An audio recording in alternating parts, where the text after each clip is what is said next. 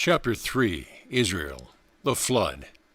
The space at my disposal will allow me only to touch upon a few of the most conspicuous points in the portion of the Bible narrative which takes us from the story of Eden to the mission of Moses.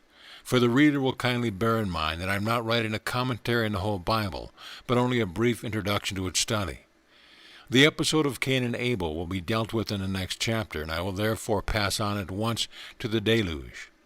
As most of my readers probably know, the story is not confined to the Jewish and Christian scripture, but is met with in one form or another in all the most ancient traditions of the world, and this universal consensus of mankind leaves no doubt of the occurrence of some overwhelming cataclysm which has indelibly stamped itself upon the memory of all nations.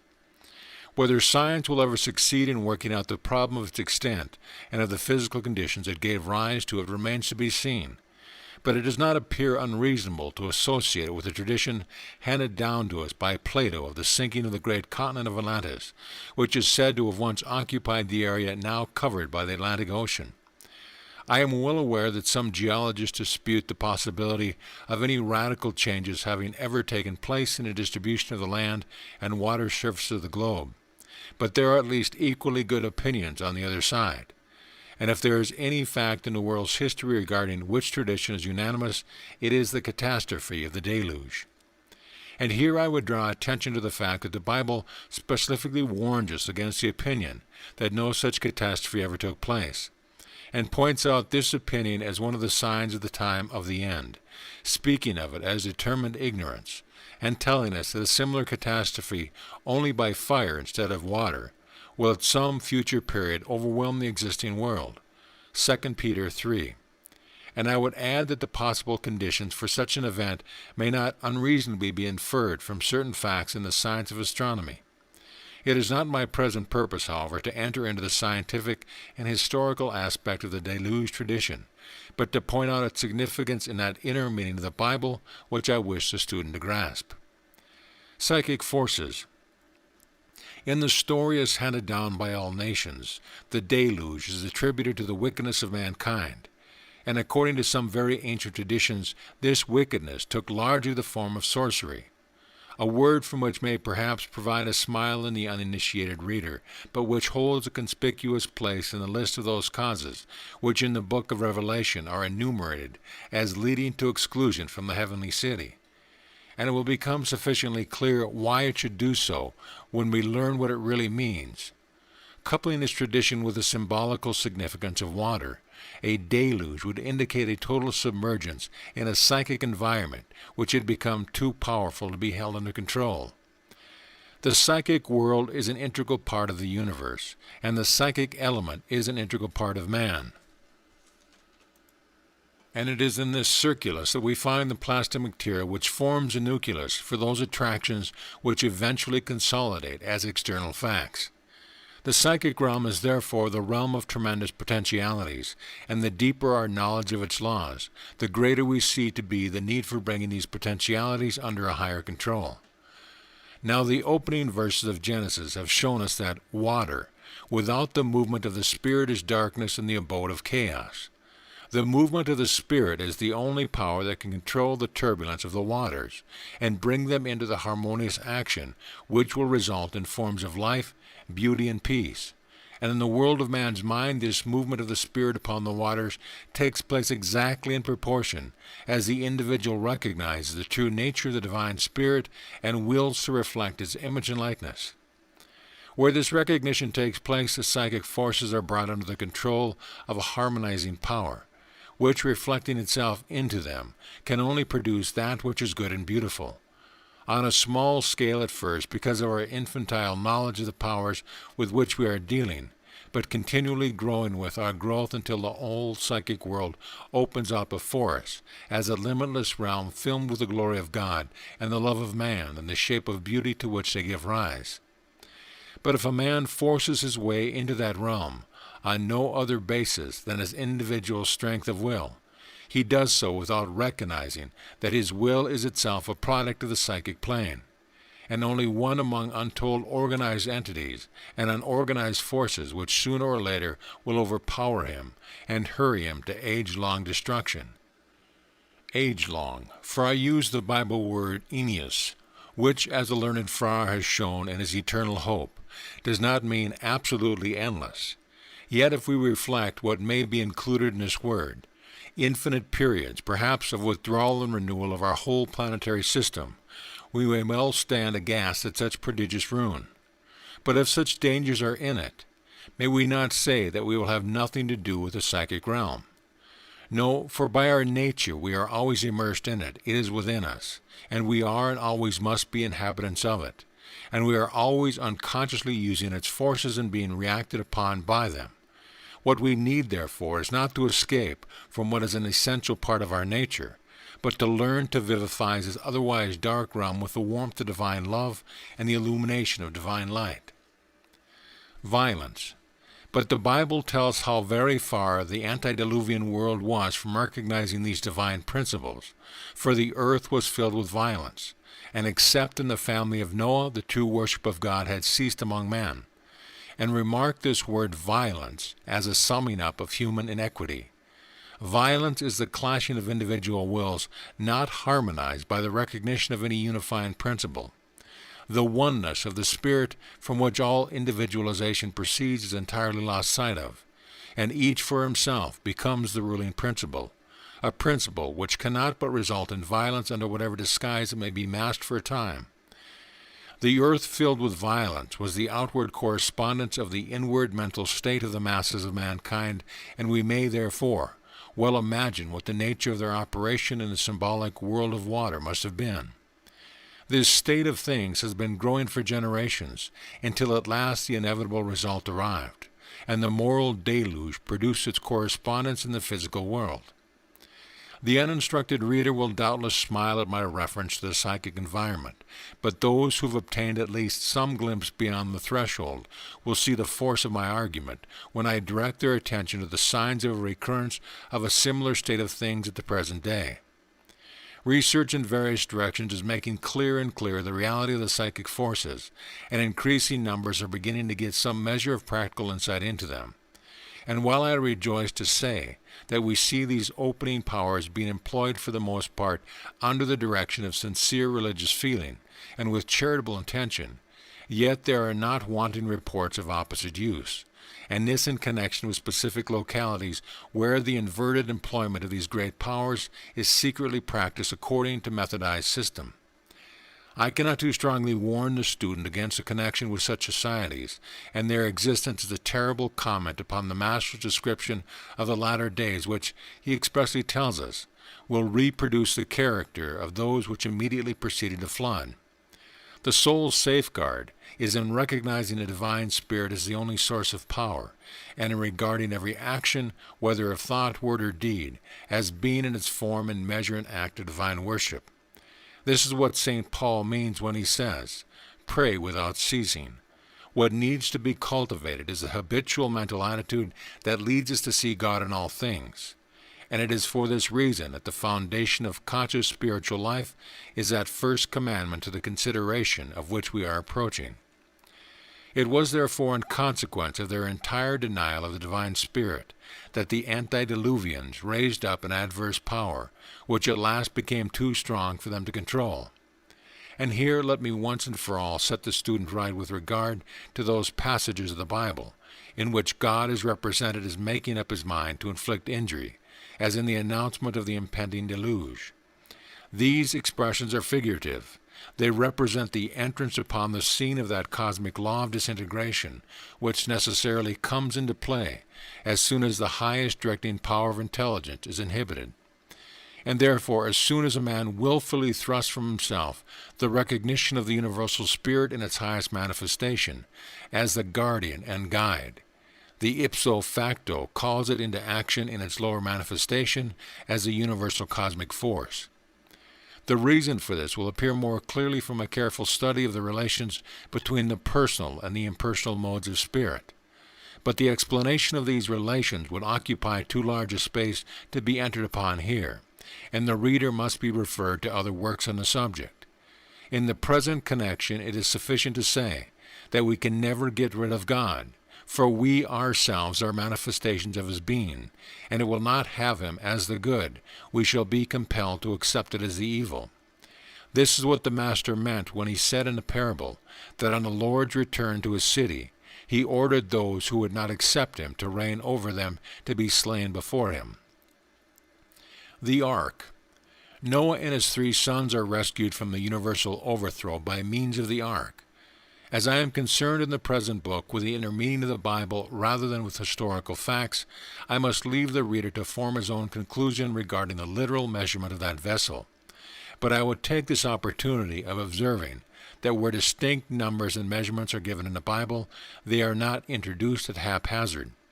From the standpoint of ordinary arithmetic, they may seem to be so, and the main argument of Bishop Colenso's great work on the Pentateuch is based on these apparent discrepancies. For instance, speaking of the sacrifices to be offered for woman after childbirth, he points out that during the march through the desert, these could, according to the text, only be offered by Aaron and his 2 sons, and that by calculated and ordinary averages, the offering of these sacrifices would have occupied each of these 3 priests 14 hours a day without 1 moment's rest of intermission. From the point of view of simple arithmetic, this result is unavoidable, but I cannot endorse the bishop's conclusion that the scribes who wrote the Pentateuch under the direction of Ezra introduced any numbers that occurred to them without considering how they would work out. On the contrary, such investigations as I have been able to make into the subject convinces me that the biblical numbers are calculated with the most rigid accuracy and with the very deepest thoughts of the result to which they will work out. Only this is done according to a certain symbolic system known as sacred numeration. And the very impracticability of the figures when tested by ordinary arithmetic is intended to put us upon inquiry for some deeper meaning below the surface.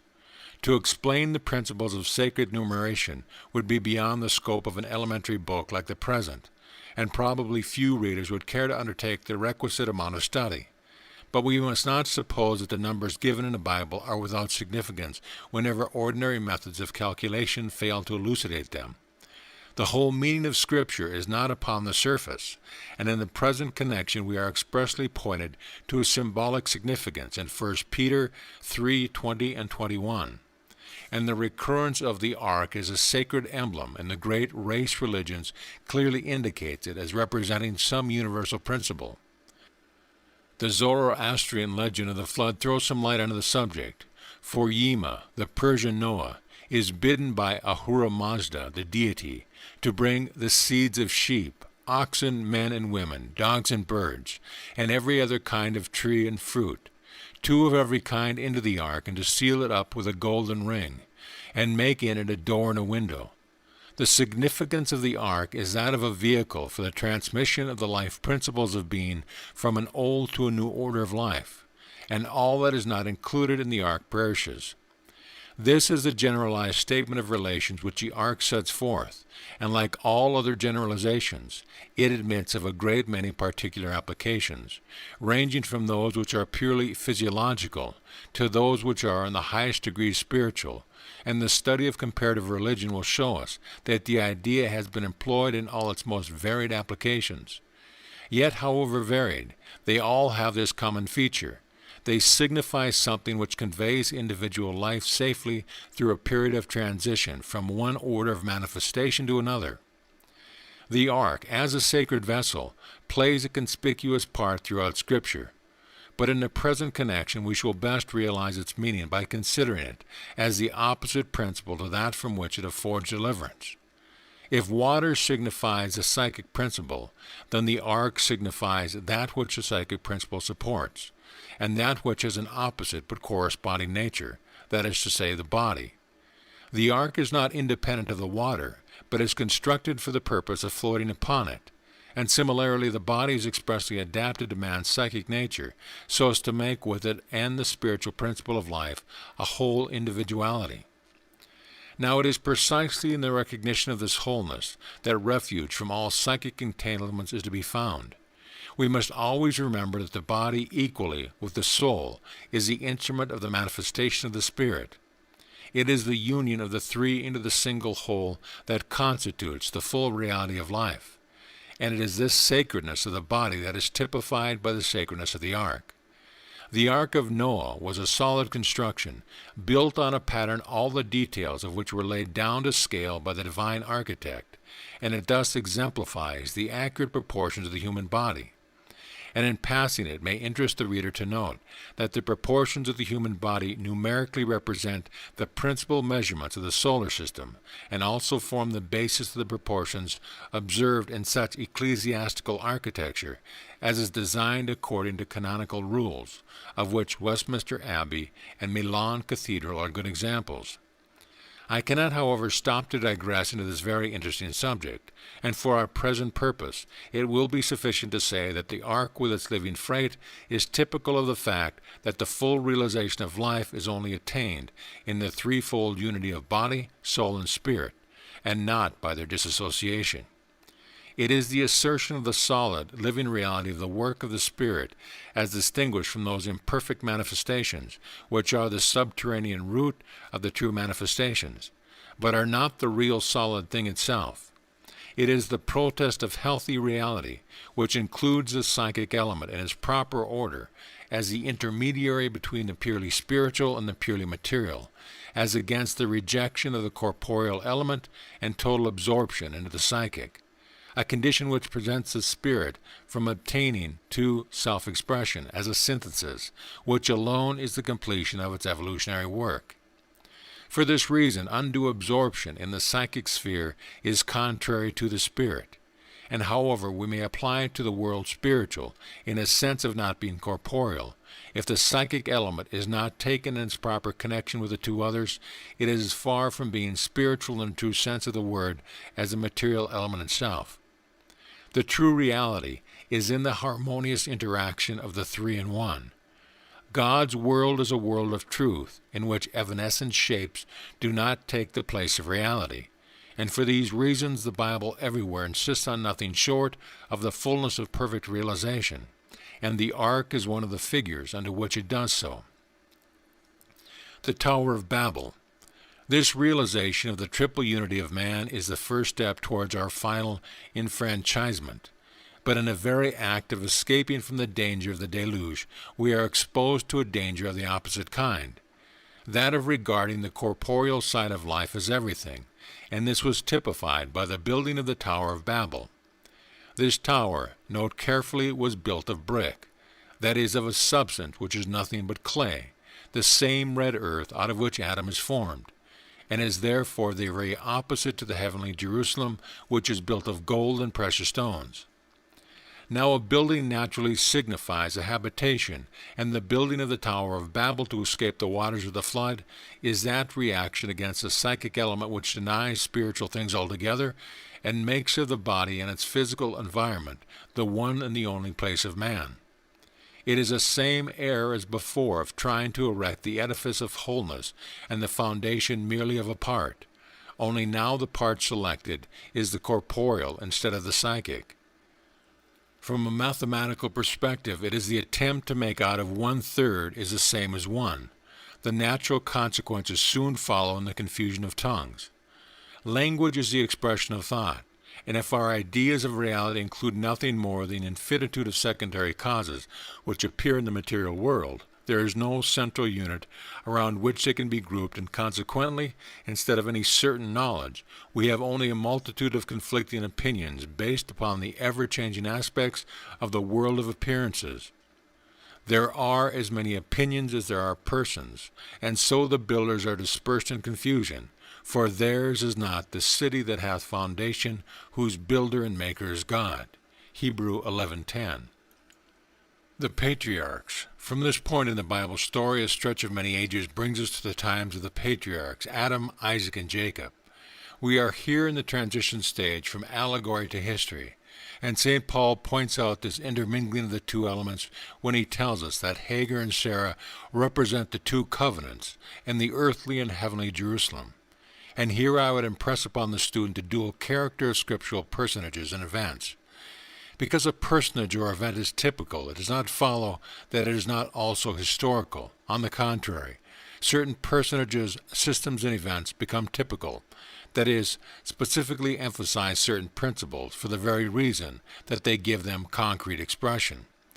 As Johnson says of the Swedish monarch, he left the name at which the world grew pale, to point a moral or adorn a tale. In other words, historical realities become the very summing up and physical form of abstract principles, and therefore we are justified by the Bible itself in finding in its personages types of principle as well as historical characters. I will not, however, here open the question whether the three patriarchs were actual personages or, as some critics tell us, were merely the legendary ancestors of certain groups of wandering tribes, the Beni Ilabrim, the Beni Ishak, and the Beni Yaqub, which subsequently coalesced into the Hebrew nation.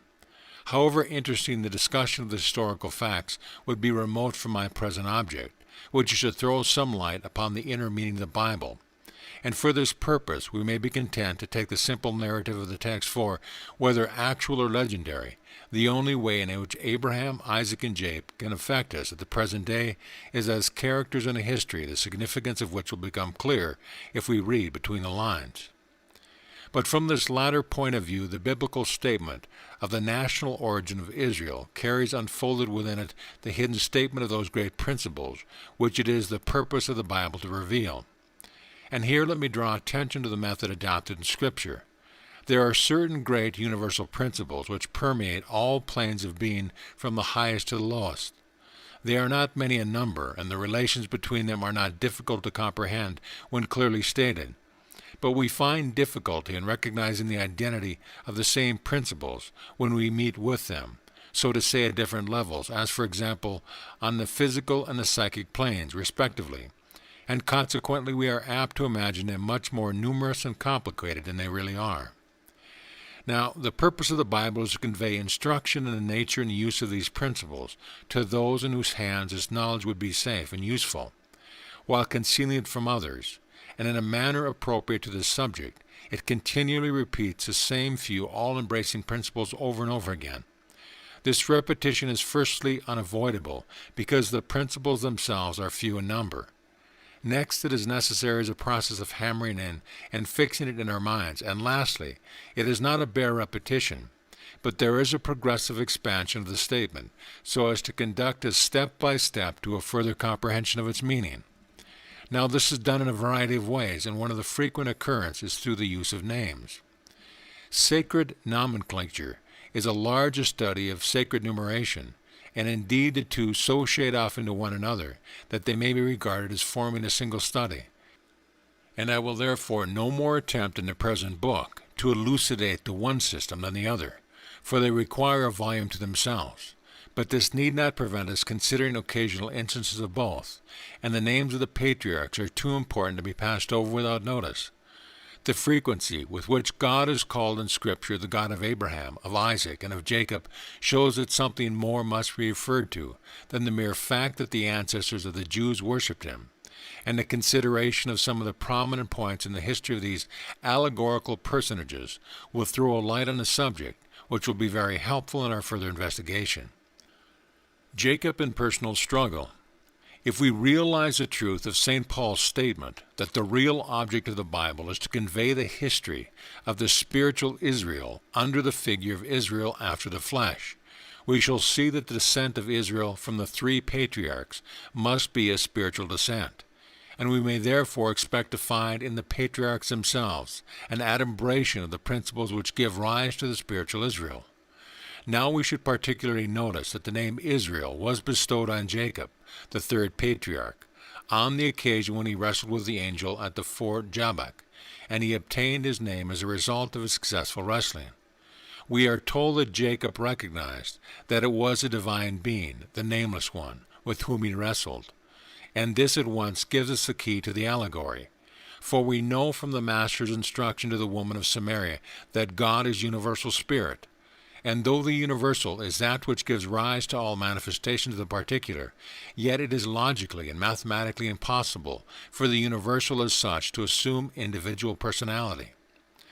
Under the figure, therefore, of wrestling with a man, we perceive that what Jacob wrestled with was the great problem of his own relation to the universal spirit under its twofold aspect of universal energy and universal intelligence. Allegorically represented as a powerful man, and he held on and wrestled till he gained the blessing and the new name in which the nature of that blessing was summed up. The conditions are significant. He was alone. Father of a large family as he was, none of his dear ones could help him in the struggle. We must each solve the problem of our relation to the infinite mind for ourselves, and not our nearest and dearest can wrestle for us. As a struggle takes place in a darkness, it is when we begin to find the light we thought we possessed is not the true light, when we find that his illuminating power is gone, that we rise nerved with an energy we never knew before, and commence in earnest the struggle for the light, determined never to let go until we win the victory. And so we wrestle till the day begins to break. But even then we must not quit our hold, and we must not be content until we have received the new name, which marks our possession of that principle of light and life, which will forever expand into a brighter day and fuller livingness. To him that overcometh will I give a new name. Revelation 2:17. But Jacob carries with him the mark of the struggle throughout his earthly career. The angel touched the hollow of his thigh, and thenceforth he was lame. The meaning is simple enough to those who have had some experience of the wrestling. They can never again walk in earthly things with the same step as before. They have seen the truth, and they can never again unsee it. Their whole standpoint has been altered, and is no longer understood by those around him. To those who have not wrestled with the angel, they appear to walk lamely. Compare the Fisher King and the Holy Grail legend. What then was the new name that was thus gained by the resolute wrestler? His original name of Jacob was changed to Israel. The definition of Israel, given in the 73rd Psalm, is such as are of a clean heart. And Jesus expressed the same idea when he said to Nathanael, "Behold an Israelite, indeed in whom is no guile." For the emphasis laid upon the word Israelite at once suggests some inner meaning, since Nathanael's nationality was no more remarkable under the circumstance than that of an Englishman in Piccadilly. The great fact about the spiritual Israel is therefore cleanness of heart and absence of guile. In other words, perfect sincerity, which again implies singleness of purpose in the right direction. It is precisely that quality which our Buddhist friends call one-pointedness, and on which, under various similitudes, the Master laid so much stress. This, then, is a distinctive characteristic which attaches to the name of Israel, for it is this concentration of effort that is the prime factor in gaining the victory which leads to the acquisition of the name. This is fundamental, and without it nothing can be accomplished. It indicates a sort of mental character which we must aim at, but it is not the meaning of the name itself. Is. The name of Israel is composed of 3 syllables, each of which carries a great meaning. The first symbol, is or is primarily the sound of the indrawing of the breath, and hence acquires a significance of the life principle in general, and more particularly of the individual life. The recognition of the individualization of the life principle formed the basis of Assyrian worship. The symbol is was also rendered as, ish and ash, and gave rise to the worship of the life principle under the plural name Ashur, which thus represented the male and female elements, the former being worshipped as Ashur or Ash, and later as Ashri, Ashira, Asharte, Lashtara, or Ishtar, a lunar goddess of Babylon, and the same idea of femininity is found in the Egyptian Isis. Hence the general conception conveyed by the syllable is that of a feminine spiritual principle, manifesting itself in individuality. That is to say, the soul or formative element, and it is thus indicative of all that we mean when we speak of the psychic side of nature. How completely the Assyrians identified themselves with the cultures of this principle is shown by the name of their country, which is derived from Ashur. Ra, or Ra. The second symbol, Ra, is the name of the great Egyptian sun god, and is thus the complementary of everything that is signified by is or is. It is primarily indicative of physical life rather than psychic life, and its general represents the universal life-giving powers distinguished from its manifestation in particular individuality. Ra symbolizes the sun, while is symbolized by the moon and represents the masculine element as emphatically as is represents the feminine. El, the third symbol L, has a significance of universal being. It is that is, the nameless principle, which includes in itself both the masculine and feminine elements, both the physical and the psychic, and is greater than them and gives rise to them. It is another form of the word El or Allah, which means high, and is indicative of the supreme principle before it passes into any differentiated mode. It is pure spirit and the universal. Israel. Now, if man is to attain liberty, it can only be by the realization of these three modes of being, the physical, the psychic, and the spiritual, or as the Bible expresses it, body, soul, and spirit. He must know what these three are in himself, and must also recognize the source from which they spring. And he must at least have some moderately definite idea of their genesis and individuality. Therefore the man instructed unto the kingdom of heaven combines a threefold recognition of himself and of God, which is accurately represented by the combination of the three syllables, Israel. Unless these three are joined in single unity, a single word, the recognition is incomplete, and the full knowledge of truth has not been attained. Ra by itself implies only the knowledge of the physical world, and results in materialism. Is, by itself, realizes only the psychic world, and the results in sorcery.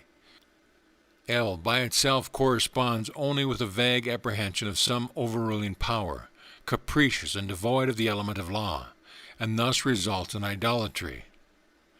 It is only in the combination of the three elements that the true reality is to be found, whether we study it in its physical, psychic, or spiritual aspect. We may, for particular purposes, give special prominence to one aspect over the two others, but this is for a time only, and even while we do so, we realize that the particular mode of life power with which we are dealing derives its efficiency only from the fact of its being permeated by the other two. We cannot too firmly impress upon our minds that, though there are three modes, there is only one life.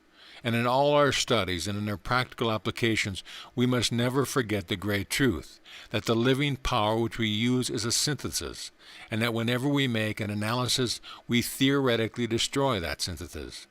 The only purpose of making an analysis is to learn how to build up the synthesis, and it is for this reason that the Bible equally condemns the opposite extremes of materialism and sorcery.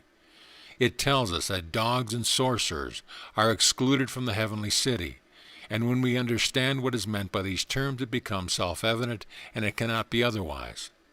It is for this reason also that we find the Israelites so often warned both against the Babylonian and Egyptian idolatries, not because there was no great underlying truth in the worship of these nations, but because it was worship that excluded the idea of wholeness.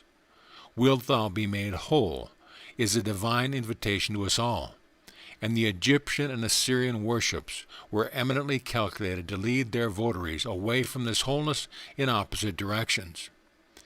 But that both the Assyrians and Egyptian worship had a solid basis of truth is a fact to which the Bible itself bears this remarkable testimony. In the day shall Israel be the third with Egypt and with Assyria, even a blessing in the midst of the land, whom the Lord of hosts shall bless, saying, Blessed be Egypt my people, and Assyria the work of my hands, and Israel mine inheritance. Isaiah 19:24 and 25. The Israelite worship was essentially that of the principle represented by El, as those of Egypt and Assyria were of the other two, and it needed the blessing of those two extremes by the recognition of their relation to the central or spiritual principle to constitute the realization of the true divine sonship of man, in which no element of this threefold being, body, soul, or spirit, is alien from unity with the Father. This, then, was the significance of the new name given to Jacob. He had wrestled with his divine until the light had begun to dawn upon him, and he thus acquired the right to a name which should correctly describe that he had now become. Formerly he had become Jacob, that is, Jacob, a name derived from the root yak or one. This signifies the third state of apprehension of the divine problem, which immediately precedes the final discovery of the great secret of the Trinity and unity of being. We realize the oneness of the universal divine principle, though we have not yet realized its threefold nature, because in ourselves and in the universal. Abraham, Isaac, and evolution. But there are two other stages before this, the first which is represented by Abraham and the second by Isaac. It should be noticed that the two syllables, Ra and Is, reappear in these names, the former indicative, as we have seen, of the masculine element of spirit, and the latter of the feminine, while Jacob, or simple unity, is indicative of the neuter. If we look through the history of Abraham, we find the masculine element especially predominant in it. He is the father of the nations that are to spring from him. He receives the covenant of circumcision. He is a warrior and goes forth to victorious battle, and the change of his name from Abram to Abraham is a substitution of a masculine for a neuter element. In Isaac's history, the feminine element is equally predominant. His name is connected with the laughter of his mother, Genesis 18, and his marriage with Rebekah is the pivot round which all the events of his life center, and again, his acquiescence in his own sacrifice marks the predominance of the passive element in his character. To him there comes no change of name. He is neither leader, warrior, nor spiritual wrestler, but the calm, contemplative man who went out to meditate in the field of eventitude. He is typical of a purely receptive attitude of mind, and therefore the syllable is as indicative of his nature as the masculine syllable Ra is of his father's, or the neutral and purely mathematical conception indicated by the syllable Yak and his sons. Biblical interpretation. This affords a good instance of the way into which the deepest thoughts are often concealed in biblical names, and it should lead us to see that the value of the record does not turn on its literal accuracy at every point, but on its correct representation of the great principles to the knowledge of which it seeks to lead us. It is of little moment of the present date how much of the book of Genesis is legendary and how much historical, and we can afford to view calmly such little inaccuracies on the face of the document as when we are told in Exodus 6:3 that God was not known to Abraham by the name Jehovah, and in Genesis 22:14 that Abraham called the place where he was delivered from sacrificing Isaac Jehovah Jireh. There are two typical schools of biblical interpretation, one of which is historically represented by St. Augustine, and the other by St. Jerome. Augustine, who was not an Orientalist and had not studied the original Hebrew, took his stand upon the textual accuracy of the Bible and urged that if once any inaccuracy were admitted to exist in it, we could not be certain of anything in the whole book. Jerome, who had made an accurate study of the original Hebrew, admitted the existence of inaccuracies in the text from the operation of the same natural causes which affect other ancient literature, such as errors of copyist, variations of oral tradition, and even possible adaptation to the requirements of something which a transcriber believed to be an essential doctrine. These two representative men were not separated by an interval of centuries, but were contemporary and actually in communication with each other, and we may therefore see how early in a date Christendom has been divided into blind reverence for the letter and intelligent inquiry into the history of its document. St. Jerome was the father of the higher criticism, and with such a respectable authority to back us, we need not be afraid to attribute any such causal errors as the one now in question to those natural causes which render all ancient documents liable to variation. And the point to which I would draw attention is that merely superficial contradictions, which can be reasonably accounted for on purely natural grounds, in no way affect the general inspiration of the Bible. And by inspiration I mean an inner illumination on the part of the writer leading them to an immediate perception of truth, which illumination is itself a fact in regular order of nature, the reason of which I hope to make clear in a subsequent volume. The books of the Pentateuch, as we possess them, were written by Ezra, and as scribes after the return of the Babylonian captivity, these writers, whom the Jews called the men of the great synagogue, and whose writings were separated from the time of Moses by exactly the same interval that separates Tennyson's Idylls of the King from the date of the actual King Arthur. This alone leaves a sufficiently wide margin for error to creep into such earlier documents as these writers may have availed themselves of, and we must next reflect that another interval of several centuries separated them from the copies conveyed to Egypt in the 2nd century before Christ for Ptolemy Soter's Greek translation, commonly known as the Septuagint. The Temple Standard, Pentateuch, preserved at Jerusalem at the time of Jesus can hardly have been the original document written by Ezra. But even supposing it had been so, what became of it after the destruction of Jerusalem? Tradition said it was sent by Josephus to the Emperor of Rome, and written as it is said to have been, on bull's hides. We may well imagine that it perished by damp or other agencies, neglected as a barbarous relic in a city whose energies were concentrated on maintaining its position as arbitress of the world by conquest and diplomacy. At any rate, the document was never heard of again, and the oldest Jewish version of the Pentateuch now extant are not older than the 20th century. Under these circumstances, we need not be surprised if variations have found their way into the text, nor need we trouble ourselves much about them, if we reflect that the real place where the truth exists is in nature and not in books, and that the book is merely a record of what others have learned without book. And moreover, owing to the deep reverence with which both Jewish and Christian scriptures have been preserved, we may say that any errors or contradictions discovered in the text no more affect the body of the truth contained in the Bible, as the hole in the dust of the outside of an orange affects the value of the fruit.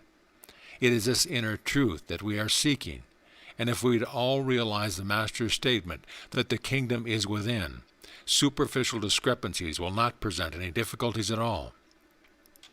The law of three. We see then in a typical history of the three patriarchs the announcement of the three great principles into which all forms of manifestation may be analyzed: the masculine, positive or generating principle, the feminine, receptive or formative principle, and the neuter or mathematical principle which, by determining the proportional relation between the other two, gives rise to the principle of variety and multiplicity. Their successive statement in the symbolical history indicates the need for a preparatory study of each in detail if we would arrive at the true light, and it is precisely the discovery that this separate study is by itself insufficient that brings us to the point where we have to wrestle in the darkness with the divine angel until the day dawns. We must unite the three principles into the single unity, and thus learn to form the name Israel, and in so doing we discover that it has now become our own name, for we find that the kingdom of heaven, the realm of eternal principles, is within us, and that therefore whatever we discover there is that which we ourselves are. Our wrestling ceases, the divine wrestler has put his name upon us, and the day is beginning to dawn, but as yet it is only the earliest hour of daybreak. It is a true sunlight, but it is still low on the horizon. And we must not make the mistake of supposing that this early morning hour is the same as the midday glory. In other words, we must not suppose that because we have once and forever finished wrestling with an unknown antagonist in darkness, therefore we have nothing more to do. Growth. Life is a perpetual doing, though, thank God, not a perpetual wrestling. Our doing is the measure of our living, although the plane on which our doing is carried on may not be immediately patent to all observers. And it is exactly in proportion as we expand our doing that we expand our livingness. No one can grow for us, and it all depends upon ourselves how rapidly and how strongly we shall grow. End of chapter.